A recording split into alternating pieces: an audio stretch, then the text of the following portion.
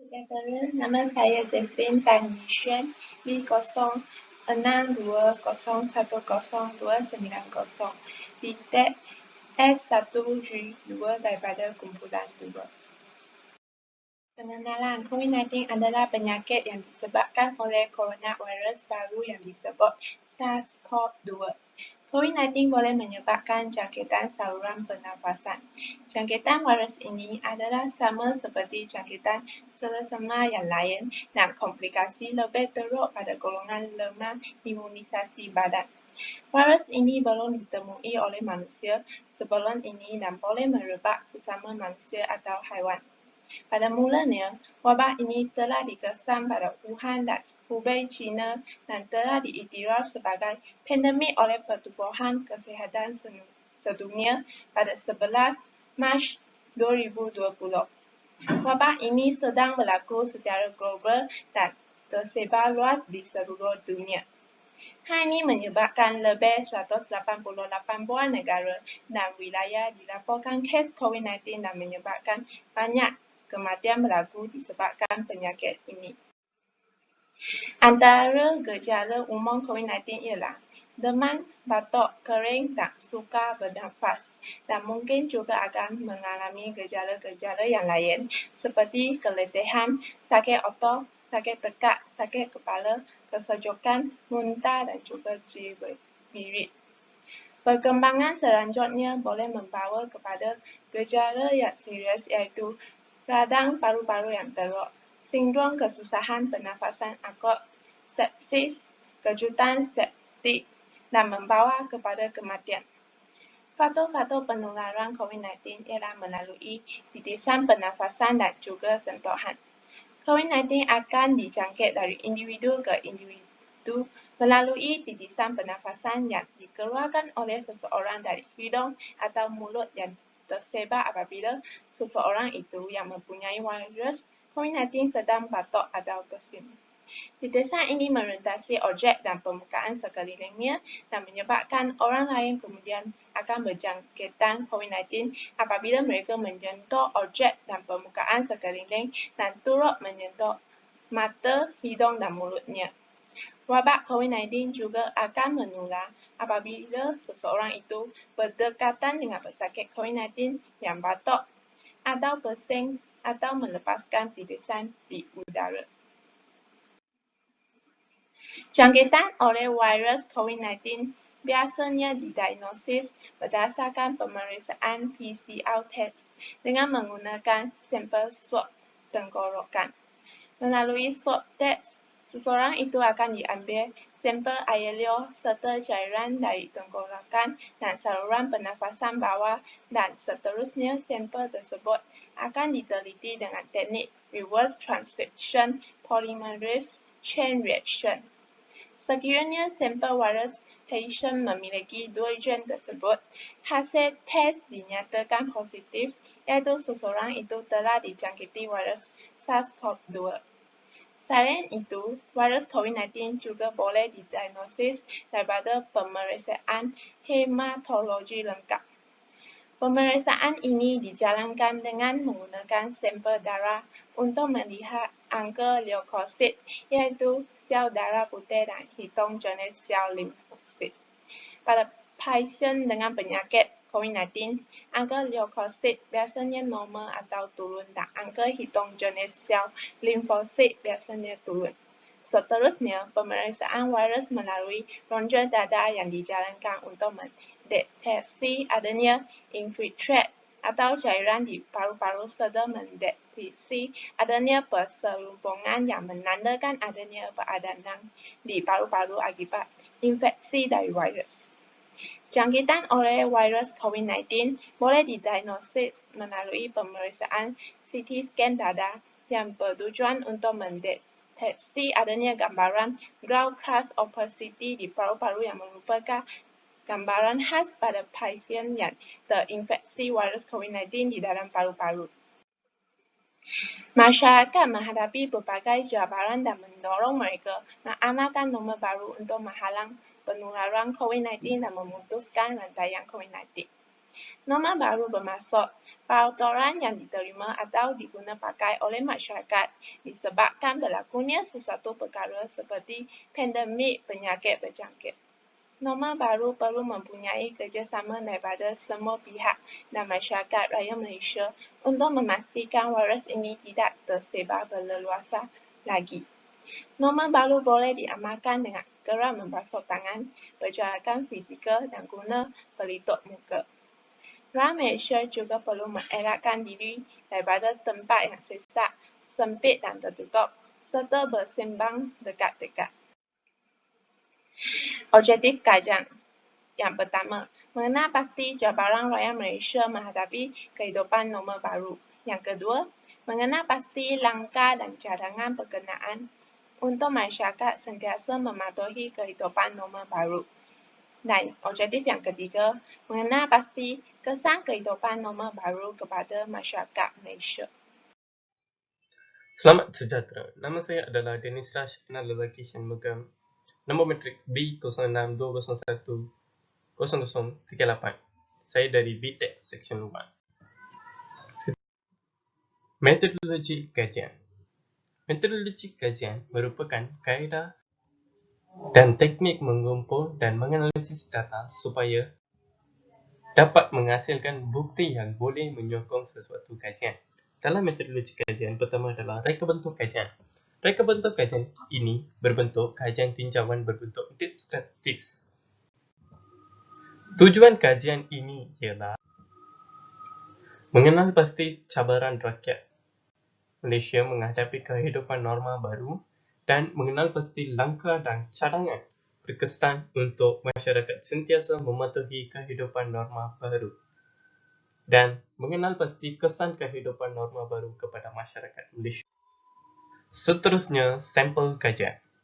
Sampel kajian ialah kumpulan manusia atau fenomena yang menjadi sumber informasi yang diperlukan oleh pengkaji. Pemilihan sampel dalam kajian ini adalah secara rawak daripada rakyat Malaysia melalui sosial media dengan menggunakan borang soal selidik melalui Google Form dan kita dapat sebanyak 100 responden. Seterusnya adalah instrumen kajian. Instrumen kajian adalah proses menyediakan alat pengumpulan data menerusi dua konsep, iaitu kuantitatif dan kualitatif. Kuantitatif yang kita pilih adalah borang soal selidik. Ini dibuatkan mengikut prinsip keeping short and simple, iaitu mengemukakan beberapa soalan yang mudah difahami oleh responden. Manakala kualitatif yang kita pilih adalah perpustakaan. Instrumen ini menggunakan untuk memperolehi bahan-bahan ilmiah seperti artikel, buku, kamus dan sebagainya. Seterusnya adalah cara pengumpulan data. Bagi kajian ini telah menggunakan dua cara pengumpulan data iaitu soal selidik dan kepustakaan. Borang soal selidik telah dibahagikan kepada tiga bahagian iaitu A, B, C. Setiap bahagian memenuhi dengan soalan tentang objektif kajian. Seterusnya, cara menganalisis data. Pada peringkat ini, menganalisis data daripada soal selidik dan menggunakan data untuk jadual dan carta. Terima kasih. Berdasarkan dapatan kajian kami, terdapat 100 orang responden yang bertindak balas terhadap borang soal selidik yang telah kami edarkan. Penguraian analisis bagi latar belakang responden meliputi aspek jantina, umur dan bangsa.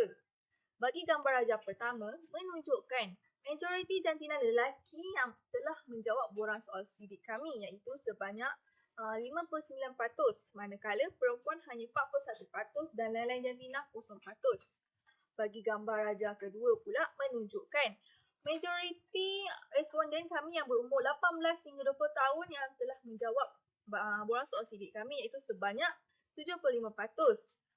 Bagi 21 hingga 25 tahun pula sebanyak 90%, 26 tahun hingga 30 tahun sebanyak 4%, dan 31 tahun ke atas sebanyak 2%. Bagi gambar rajah yang ketiga menunjukkan majoriti bangsa yang berbangsa Melayu yang telah menjawab borang soal selidik kami iaitu sebanyak 55%, manakala bangsa Cina sebanyak 29%, bangsa India sebanyak 6% dan lain-lain sebanyak 10%. Nama saya Dennis Ki Ching Hong. Hari ini saya akan bincang tentang Objektif 1 Cabaran Raya Malaysia menghadapi kehidupan norma baru.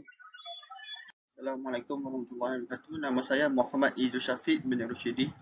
Matric number B060010 daripada kumpulan 2. Selamat sejahtera, Doktor.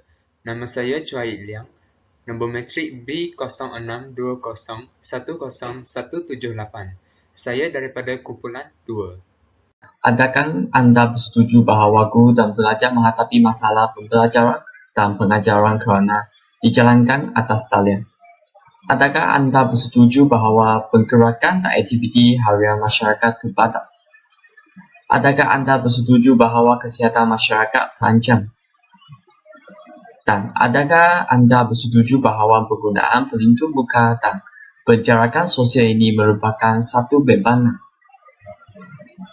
Dalam Raja 1, ratusan responden terhadap guru dan pelajar menghadapi masalah pembelajaran dan pengajaran kerana dijalankan atas talian.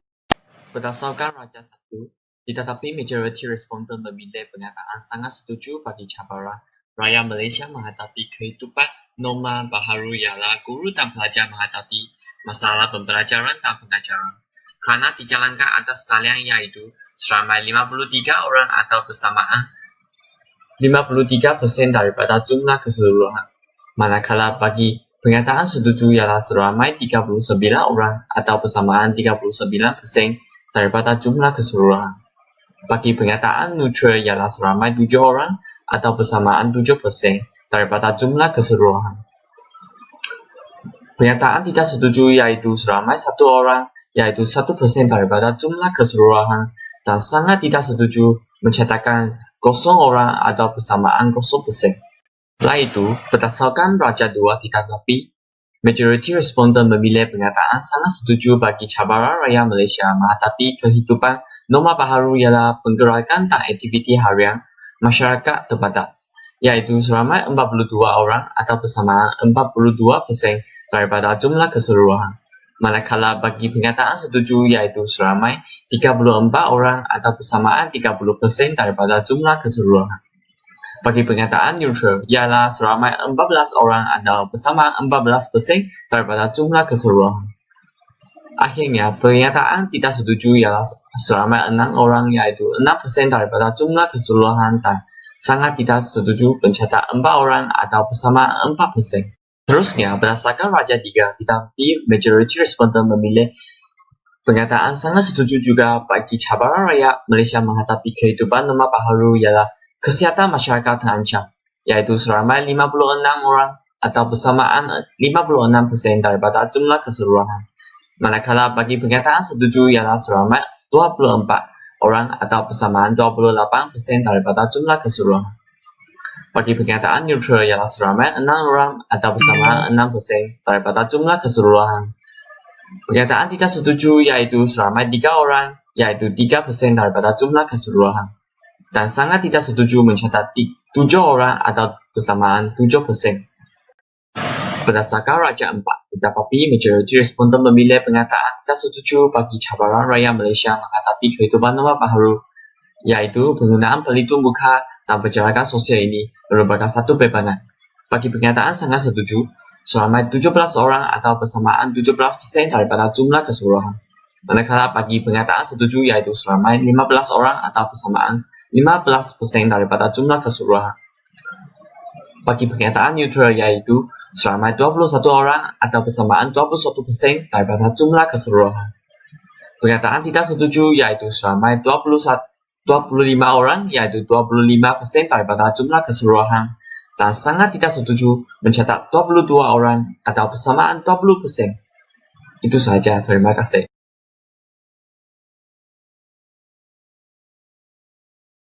Cabaran yang kelima adalah, adakah anda bersetuju bahawa pekerjaan dalam sektor ekonomi dan perkhidmatan terjejas? Mendapati majoriti responden memilih pernyataan sangat setuju sebanyak 52% setuju 39% dan 8 neutral. Tidak setuju adalah 1. Cabaran yang ke-6.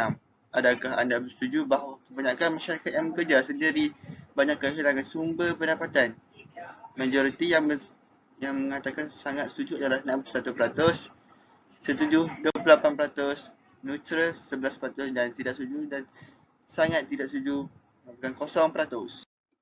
Cabaran yang ke-7. Adakah anda bersetuju bahawa masalah ini boleh menimbulkan konflik rumah tangga? Majoriti responden memilih pernyataan sangat setuju iaitu 36%, setuju 30%, neutral 24%. Dan ini menunjukkan tidak setuju 6% dan sangat tidak setuju sebanyak 2%. Sekian, terima kasih. Cabaran ke-8 ialah cabaran terhadap emosi masyarakat terjejas. Rajah 8 menunjukkan peratusan responden terhadap cabaran emosi masyarakat terjejas. Berdasarkan Rajah 8, didapati bahawa majoriti responden memilih pernyataan sangat setuju iaitu seramai 51 orang responden atau bersama dengan 51%. Selain itu, bagi pernyataan setuju pula mencatatkan kedua tertinggi iaitu seramai 39 orang responden atau bersamaan dengan 39%. Bagi pernyataan neutral telah mencatatkan seramai 7 orang responden atau bersamaan dengan 7%. Manakala pernyataan tidak setuju pula mencatatkan 3 orang responden atau bersamaan dengan 3%. Berdasarkan analisis peratusan ini membuktikan bahawa apabila kerajaan mengisytiharkan Perintah Kawalan Pergerakan iaitu PKP secara rasminya menyebabkan masyarakat berdepan dengan pelbagai isu emosi seperti kerisauan, gemuruh dan tekanan. Perkara ini mampu membuatkan masyarakat menjadi cemas dan mula membuat pembelian panik terutamanya bekalan makanan. Cabaran ke-9 ialah cabaran yang dihadapi terhadap semua sektor pekerjaan pada hari ini yang semuanya dilakukan secara atas talian.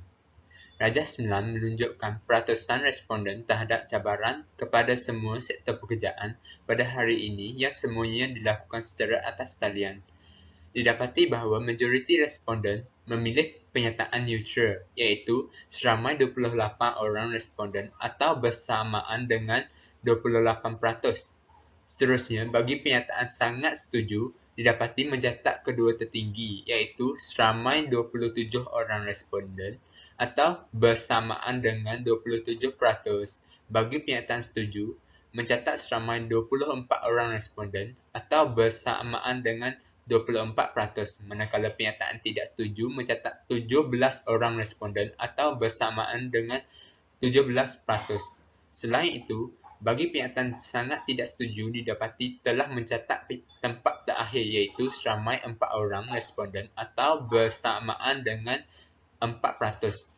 Berdasarkan analisis peratusan ini membuktikan bahawa sektor pekerjaan yang dilakukan secara atas talian kebanyakannya terdiri daripada mereka yang bekerja dalam pejabat. Oleh itu, bagi mereka yang berniaga sendiri, terpaksa diberhentikan untuk mengurangkan kos kerana perniagaan mereka kebanyakannya melibatkan aktiviti jual beli atau perkhidmatan secara bersemuka dan tidak boleh dilakukan secara atas talian. Cabaran ke-10 ialah cabaran masyarakat pada hari ini yang kena beratur panjang seperti ke pasaraya, bank dan perkhidmatan lain. Rajah 10 menunjukkan peratusan responden terhadap cabaran masyarakat hari ini yang kena beratur panjang seperti ke pasaraya, bank dan perkhidmatan lain. Berdasarkan Rajah 10, didapati bahawa majoriti responden memilih pernyataan sangat setuju iaitu seramai 44 orang responden atau bersamaan dengan 44%. Di samping itu, bagi pernyataan setuju, didapati mencatat kedua tertinggi iaitu seramai 28 orang responden atau bersamaan dengan 28%. Bagi pernyataan neutral, telah mencatat ketiga tertinggi iaitu seramai 18 orang responden atau bersamaan dengan 18%. Manakala pernyataan tidak setuju pula mencatatkan 7 orang responden iaitu atau bersama dengan 7%. Seterusnya, Bagi pernyataan sangat tidak setuju, didapati telah mencatat tempat terakhir iaitu seramai 3 orang responden atau bersamaan dengan 3%. Berdasarkan analisis peratusan ini membuktikan bahawa setelah prosedur operasi standard iaitu SOP diperkenalkan oleh kerajaan melalui Majlis Keselamatan Negara dan Kementerian Dalam Negeri, menyebabkan mereka yang ingin memulakan perniagaan perlu mematuhi panduan yang telah ditetapkan. Perkara ini menyebabkan masyarakat perlu mengambil masa yang lama untuk beratur semasa berada di pasaraya, bank dan perkhidmatan lain. Hai, Assalamualaikum. Nama saya Siti Mariam binti Zaini, B0620103020, BTEC S1G1 daripada kumpulan 2. Objektif kedua iaitu langkah dan cadangan yang berkesan untuk memastikan rakyat Malaysia sentiasa mematuhi kehidupan norma baharu. Terdapat 10 persoalan yang telah kami rangka bagi objektif kedua untuk para responden menjawab. Antara persoalannya ialah yang pertama, kerajaan memperkenalkan bantuan prihatin nasional BPN. Yang kedua, kerajaan melaksanakan Perintah Kawalan Pergerakan PKP. Yang ketiga, Kementerian Kesihatan Malaysia menjalankan kempen kekal aktif dalam rumah agar masyarakat sentiasa dalam keadaan sihat dari segi mental dan fizikal. Yang keempat, Kementerian Pendidikan Tinggi memperuntukkan bantuan pelandatan untuk pelajar IPT B40. Yang kelima, Kementerian Kesihatan Malaysia memperkenalkan SOP iaitu penjarakan fizikal sekurang-kurangnya 1 meter dan elakkan 3S. Yang keenam, kerajaan memperkenalkan aplikasi MySejahtera untuk mengenal pasti kawasan risiko tinggi. Yang ketujuh, Kementerian Kesihatan Malaysia memperkenalkan kempen Stay at Home untuk mengelakkan rakyat berisiko terkena jangkitan COVID-19 dari luar. Yang ke-8, kerajaan menggubal dan menguatkuasakan undang-undang seperti mendenda kepada individu yang ingkar arahan PKP. Yang ke-9, Kementerian Kesihatan Malaysia memperkenalkan langkah kawalan dan disiplin kendiri di tempat kerja. Dan yang ke-10, pihak polis dan imigresen mengawal pintu sepadan negara bagi menghalang kemasukan pendatang asing dan penularan wabak COVID-19 dari luar negara.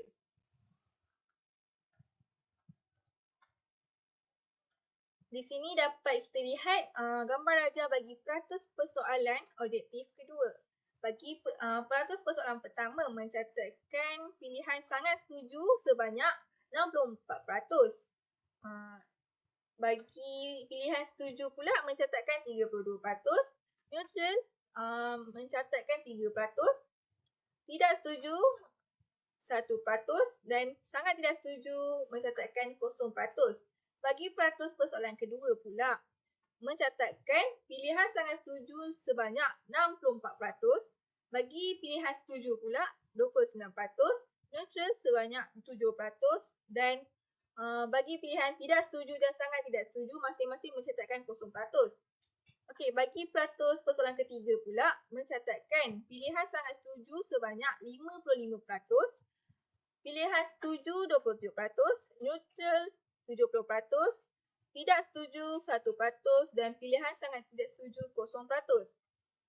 Okey, bagi peratus persoalan keempat pula, sebanyak 59% bagi pilihan sangat setuju, 28% bagi pilihan setuju, pilihan neutral sebanyak 10%, tidak setuju 2% dan sangat tidak setuju sebanyak 1%. Okey, bagi persoalan kelima pula mencatatkan 66% bagi pilihan sangat setuju. Bagi pilihan setuju pula 29%, neutral 4%, tidak setuju 1% dan sangat tidak setuju 0%. Okey, bagi peratus persoalan ke-6 pula mencatatkan sebanyak 62% bagi pilihan sangat setuju, 29% bagi setuju, 7% bagi neutral, 1% bagi tidak setuju dan 1% sangat tidak setuju. Okey, bagi peratus persoalan ke-7 pula mencatatkan 67% bagi pilihan sangat setuju, 28% bagi setuju, 5% bagi neutral, dan masing-masing bagi tidak setuju dan sangat tidak setuju masing-masing mencatatkan 0%. Okey, bagi peratus persoalan 8 mencatatkan 58% bagi pilihan sangat setuju, 30% bagi pilihan setuju, 9% bagi pilihan neutral, 3% bagi pilihan tidak setuju dan 0% bagi pilihan sangat tidak setuju. Okey, bagi peratus persoalan 9 pula mencatatkan 60% yang pilih sangat setuju. Pilihan setuju pula mencatatkan 30%, 9% bagi neutral dan 0% bagi pilihan sangat tidak setuju dan tidak setuju. Okey, bagi peratus persoalan 10 pula mencatatkan 67% bagi setuju, bagi sangat setuju, 25% bagi setuju, 6% bagi setuju dan masing-masing mencatatkan 1% bagi tidak setuju dan sangat tidak setuju. Okey, maka berdasarkan analisis peratusan ini membuktikan sememangnya langkah-langkah kerajaan bagi memastikan rakyat sentiasa mematuhi kehidupan dalam norma baharu memang berkesan.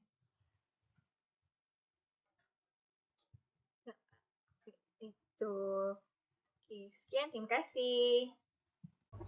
Selamat sejahtera, nama saya Ting Pei Ying dan nombor matrik saya ialah B0620102449 daripada kumpulan 2 BTEC S1G1.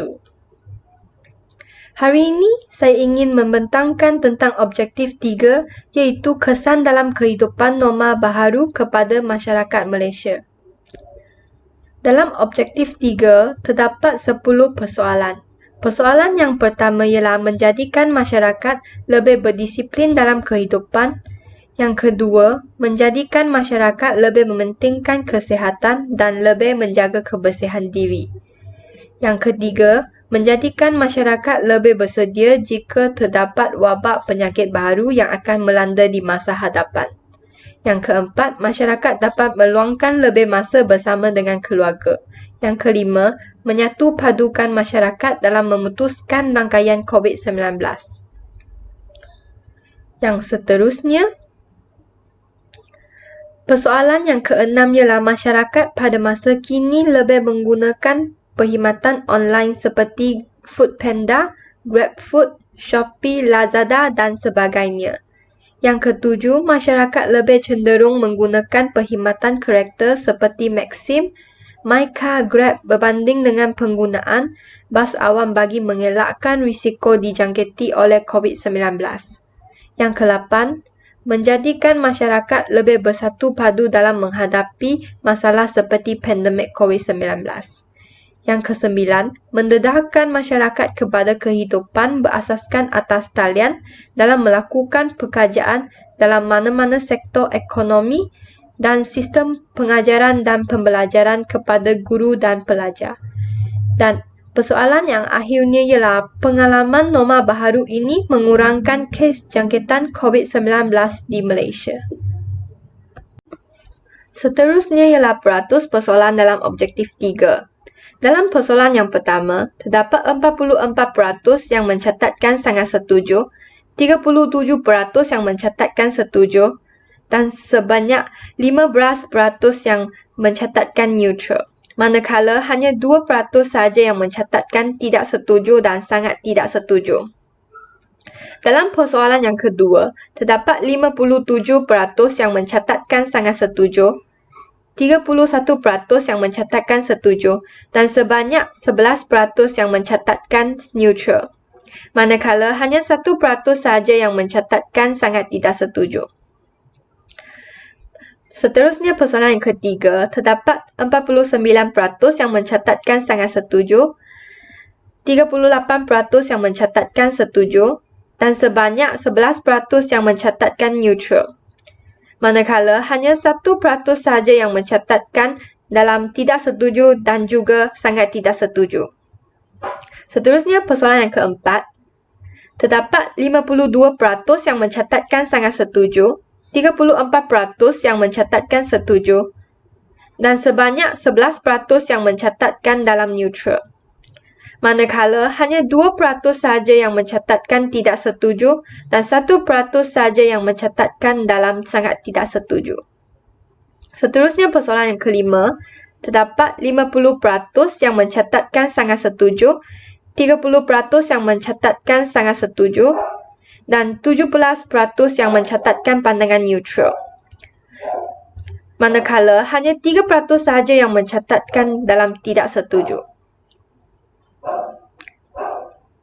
Seterusnya, persoalan yang keenam, terdapat 51% yang mencatatkan sangat setuju, 43% yang mencatatkan setuju, 6% yang mencatatkan pandangan neutral. Manakala 3% telah dicatatkan dalam tidak setuju. Dalam persoalan yang ketujuh, 40% yang mencatatkan sangat setuju, 31% yang mencatatkan dalam setuju, dan sebanyak 25% yang mencatatkan neutral. Manakala hanya 4% sahaja yang mencatatkan tidak setuju. Seterusnya persoalan yang ke-8. Dalam persoalan ini, telah mencatatkan 37% sangat setuju, 30% dalam setuju, dan sebanyak 28% dalam pandangan neutral. Manakala hanya 5% sahaja tidak setuju. Dalam persoalan yang ke-9, terdapat 39% sangat setuju, 46% setuju dan sebanyak 13% dalam neutral, manakala hanya 2% sahaja sangat tidak setuju. Seterusnya persoalan yang terakhir, terdapat 39% yang mencatatkan sangat setuju, 36% yang mencatatkan setuju, 20% yang mencatatkan pandangan neutral, manakala sebanyak 4% saja yang mencatatkan tidak setuju dan 1% saja mencatatkan sangat tidak setuju. Assalamualaikum dan selamat sejahtera. Nama saya Lo Chun Leong, nombor kad matrik B0620100136.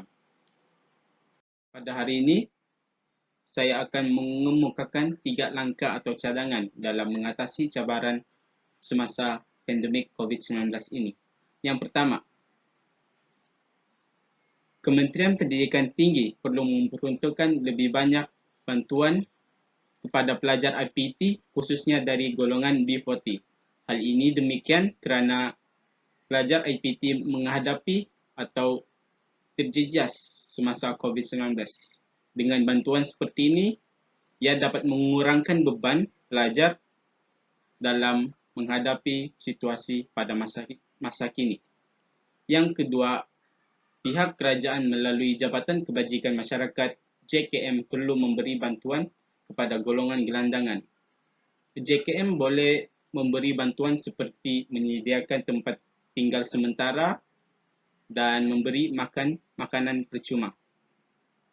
Dan yang terakhir, masyarakat perlulah berganding bahu dan memberi kerjasama kepada pihak kerajaan khususnya Kementerian Kesihatan Malaysia KKM dalam mengurangkan penularan COVID-19. Masyarakat perlulah sentiasa berada di rumah atau memakai pelitup muka dan tidak bersesak-sesak semasa di tempat awam. Hal ini akan dapat mengurangkan lagi kes jangkitan COVID-19. Sekian, terima kasih.